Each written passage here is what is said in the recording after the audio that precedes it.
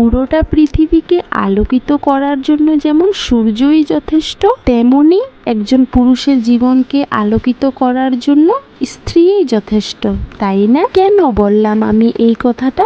তোমরা ভিডিওটা পুরো দেখলেই বুঝতে পারবে। কথাবার্তা তো অনেক বলবো তোমাদের সঙ্গে, কিন্তু আগে পরিচয়টা তো দিয়ে নিই। নমস্কার, পিঙ্কি সিম্পল ব্লগের নতুন ভিডিওতে তোমাদের সবাইকে স্বাগত জানিয়ে আজকে আরেকটা নতুন ব্লগ শেয়ার করতে চলে আসলাম। কেমন আছো তোমরা সবাই? আশা করি তোমরা সবাই ভীষণ ভালো আছো, আমিও ভালো আছি গো। আর যারা যারা আমার নতুন ভিউয়ার্সরা আছো, মানে যারা যারা আমার এই ভিডিওটা প্রথম দেখছো, তোমাদেরকেও এই দিদির বুক ভরা ভালোবাসা রইলো। এই দিদি ভাইটার পাশে থেকেও কিন্তু তোমরা যদি সাপোর্ট করো তাহলে কিন্তু আমি অনেকটা এগিয়ে যেতে পারবো। একমাত্র তোমরাই কিন্তু পারবে আমাকে এগিয়ে নিয়ে যেতে, কারণ তোমাদের ভালোবাসা ছাড়া কিন্তু আমি একটুও এগোতে পারবো না, তাই না? তাই তোমাদের সেই নরম আঙুল দিয়ে কিন্তু একটা লাইক করে দিও, আর যদি ভালো লাগে দিদি ভাইয়ের ভিডিওগুলো তাহলে একটা কমেন্ট করে যেও, ঠিক আছে? যারা যারা আমার পুরোনো ব্লগটা দেখেছো, মানে আগের ব্লগটা তোমরা তো দেখেছিলে, আমি বাপের বাড়ি গিয়েছিলাম, তো সেখান থেকে কিন্তু আমি এসে পড়েছি। খুব সকাল সকাল এসেছি গো,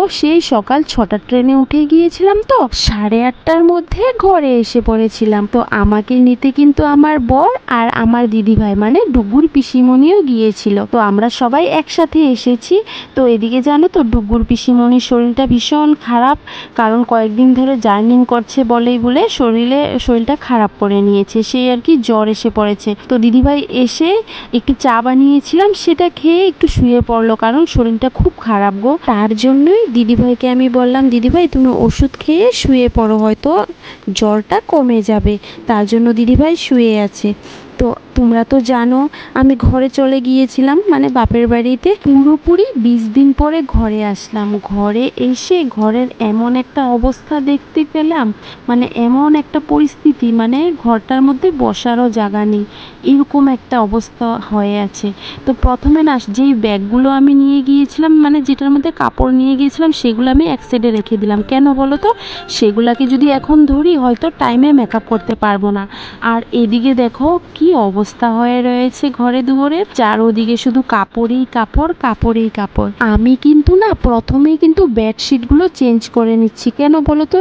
বেডশিটগুলো এতটাই নোংরা হয়ে গিয়েছিল, মানে এইগুলো চেঞ্জ না করলে না হবে আর কি, এতটাই নোংরা ছিল।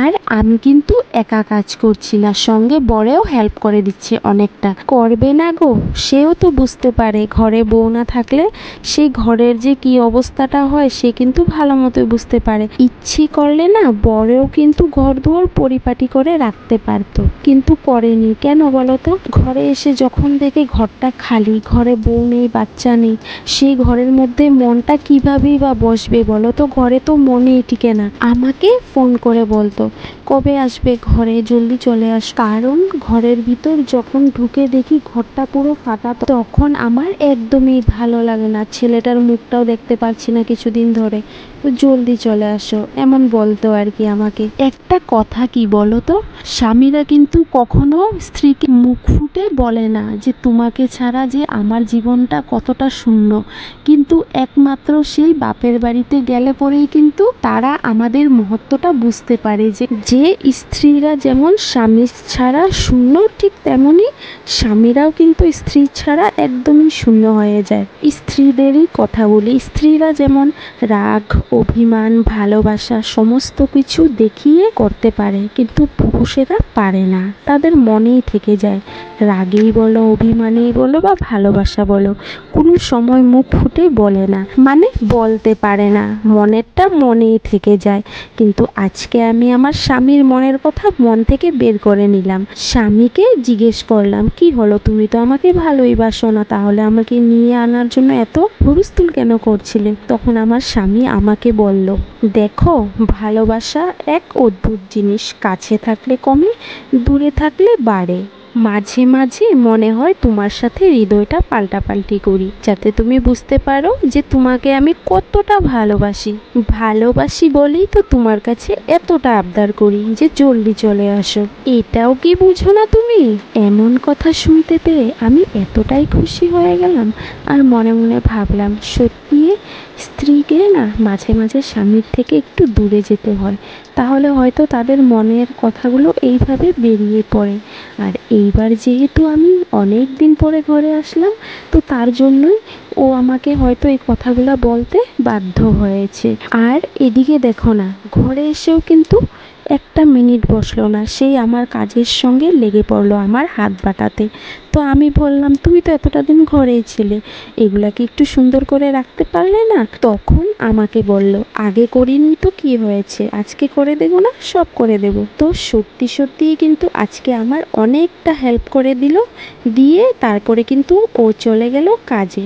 তো আমি এদিকে দেখলেই তো ঘরের সমস্ত কিছু পরিষ্কার করছি, এদিকে কিন্তু মনটা আমার ভীষণ খুশি, কারণ স্বামীদের মুখ থেকে কিন্তু এমন কথা শোনাটাও অনেক ভাগ্যের দরকার, কিন্তু আমি আজকে এতটা বছর পর শুনতে পেয়েছি, তো আমার মন তো এমনিতেই খুশি থাকবে, তাই না?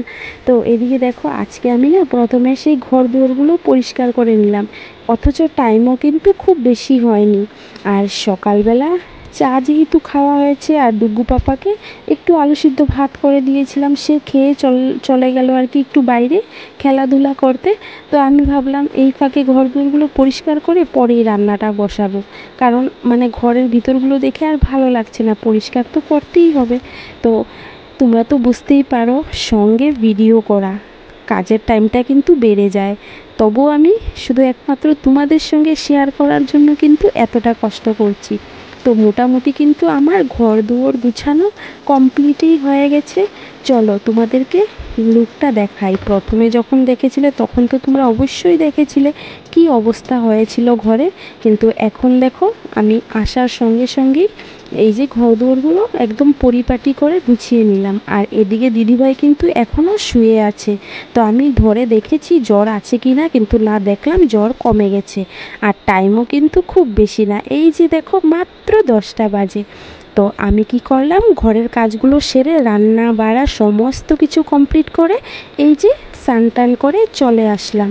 আজকে আর ঠাকুরঘরে ঢোকা হলো না, কারণ টাইম ওভার হয়ে গেছে আর এতটাই ক্ষুধা পেয়েছে, এখন যদি ঠাকুরঘরে ঢুকি হয়তো 4টা বেজে যাবে। আর সকাল থেকে যেহেতু শুধু চাই খাওয়া হয়েছে আর অন্য কিছু খাওয়া হয়নি, তো খিদাও ভীষণ লেগে গেছে। এদিকে তো দিদিভাইও তো সকাল থেকে কিছু খায়নি। তো এখন ভাবলাম যে না, অনেকটা দেরি হয়ে গেছে, এখন খাওয়া দাওয়াটা আগে সেরে নেব। তো চলো তোমাদেরকে একবার দেখিয়ে দিই আজকে কি কি রান্না হয়েছে। সে দিদিভাই কিন্তু কাটাকাটি করে দিয়েছে, সেই যে সোয়াবিন তরকারি বানিয়েছি, থুর বানিয়েছি আর ডাল, এই আর কি। তো আজকে এটা দিয়ে দুপুরবেলার খাওয়া দাওয়া হবে। তো এখন খাওয়া দাওয়াটা সেরে নেব। তো চলো বন্ধুরা, আজকের ভিডিওটা এখান পর্যন্তই থাকলো, আবার তোমাদের সামনে দেখা হবে নেক্সট ব্লগে। তো তোমাদের সবাইকে